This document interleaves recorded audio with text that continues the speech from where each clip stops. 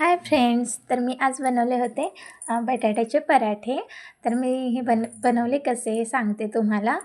मला मला थोडा खोकला लागला आहे, सो माझा आवाज थोडा वेगळा येईल.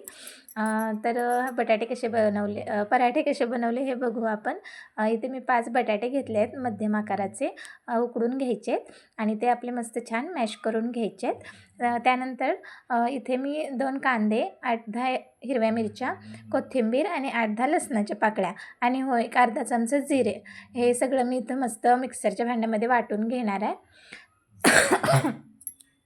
तर हे सगळं वाटून झालं की आपण हे मिश्रण केलेल्या आपल्या स्मॅश केलेल्या बटाट्यामध्ये घालायचं आहे आणि त्याच्यामध्ये चवीपुरतं मीठ घालायचं आहे.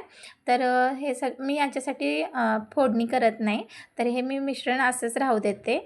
म्हणजे सारणाला मी फोडणी नाही घालत.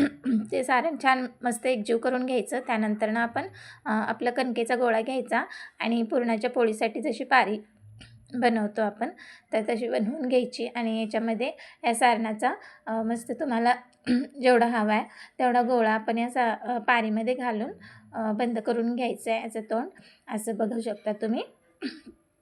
आणि हे छान पीठ घालून कोरडं पीठ घालून लाटून घ्यायचं आहे पराठा मस्त.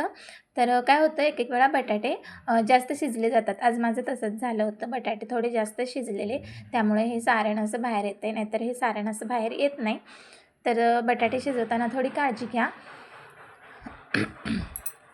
झाला पराठा पूर्ण लाटून झाला की मग तव्यावर तेल सोडायचं आणि दोन्ही साईडने पराठे छान भाजून घ्यायचे.